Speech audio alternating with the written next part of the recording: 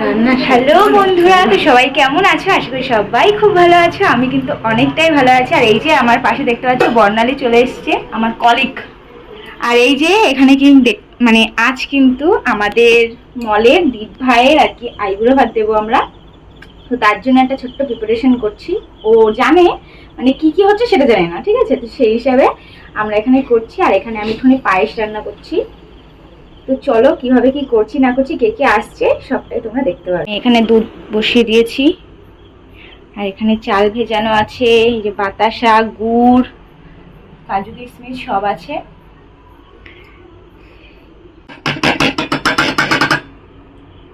এর মধ্যে একটু ঘি দিয়ে দিলাম, সরি প্রথমবার পায়েস রান্না করছি। আমি এবার এর মধ্যে দুধটা ফুটে উঠেছিল, আমি আর কি ঘি মাখানো চালটা দিয়ে দিয়েছি। তো অনেক ভুল আছে, তো আমি যেভাবে পেটেছি সেভাবেই করেছি। না, তো এখানে চাল দিয়ে দেওয়ার পরে গিয়ে দুধটা কিন্তু ফুটে উঠেছে। অবশ্য চালটা কম হয়ে গেছে, বেশি বুঝদারি মারতে গিয়ে। বড়দের কথা শুনতে হয় মাঝে মধ্যে। ঠিক আছে, তোর হয়ে গেলে তোর ঠিক মেকআপ হয়ে যাবে। এই দেখো চালটা কোনো সেদ্ধ হয়নি, আর একটু হবে, হবে না হবে।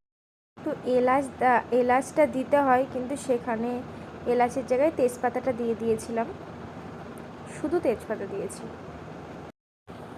তো শুধু তেজপাতাটাই দিয়েছি। আর দেখো এখানে কিন্তু আমি গুড় দিয়ে দিলাম, কারণ প্রায় হয়ে এসছে, তার জন্য গুড়টা দিয়ে দেখো কি সুন্দর মিষ্টি একটা কালারও হয়েছে। অল্প মিষ্টি পায়েস হয়ে গেছে রেডি। দেখো কি সুন্দর একটা কালার এসছে। দুঃখজনক বিষয়, কালার বোঝা যাচ্ছে না। তো এখানে সাদা সাদা কিন্তু হালকা একটু রেড রেড বোঝা যাচ্ছে, কিন্তু এখানে কিন্তু খুব সুন্দর একটা কালার এসছে। নামিয়ে ফেলি আমরা সুন্দর করে।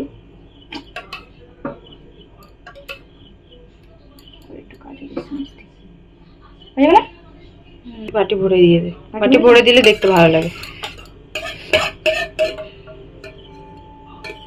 পুরো পাকা পাকি হয়েছে বল।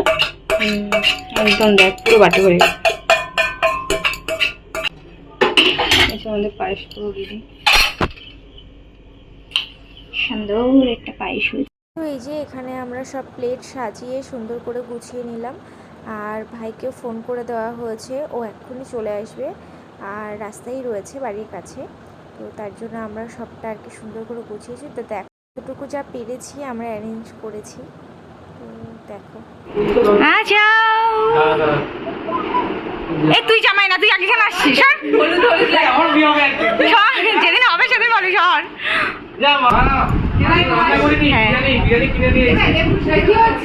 এটা বাড়িতে তৈরি করা না রে, খেতে পারি শুধু। হাই জামাই।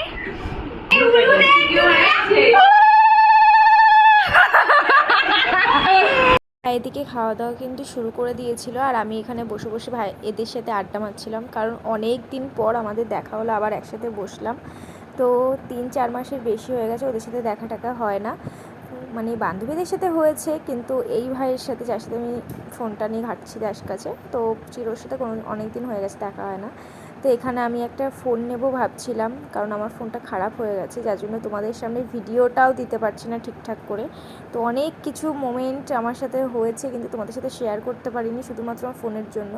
তো ওরা এসেছিলো বলে তাই আজকে তোমাদের সাথে এই ভিডিওটাই শেয়ার করছি, ওদের ফোন থেকেই করা হয়েছিল ভিডিওটা। তো যাই হোক, তো চলো তোমরা দেখতে থাকো। ক্যামেরায় নিচ্ছে না।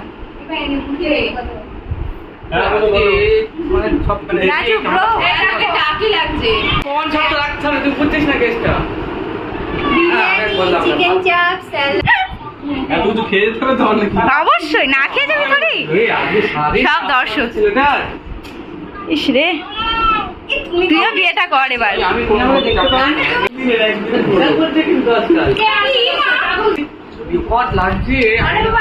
এ একা একা খাচ্ছে, আমাদেরকে দিচ্ছে না, তাই আমরা আমাদের ব্যবস্থা করে নিয়েছি। তোর ক্যামেরাটা এত সুন্দর, ওর ক্যামেরাটা বাজে কেন?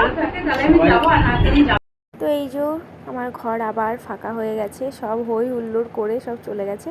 এই হচ্ছে সোফার অবস্থা। তো যাই হোক, ঘরটা আবার গুছিয়ে নেব। আর এই যে বাড়িতে আবার একা একা হয়ে গেলাম, আবার বোর ফিল করছি। আর তার উপরে পড়েছে এত মারাত্মক গরম যে সেটা সহ্যই করা যাচ্ছে না। তো গরমে সবাই সুস্থ থাকো, বেশি বেশি করে ঠান্ডা জিনিস খাও, সবাইকে এটাই বলবো। সবাই খুব সুস্থ থাকো, কারণ প্রচণ্ড রোদ্রে বেরোনোটা একটু মানে যতটা সম্ভব রোদের থেকে দূরে থেকো। তো সবাই খুব সাবধানে থেকো। তো দেখা হবে আবার নেক্সট ভিডিওতে। সবাইকে টাটা।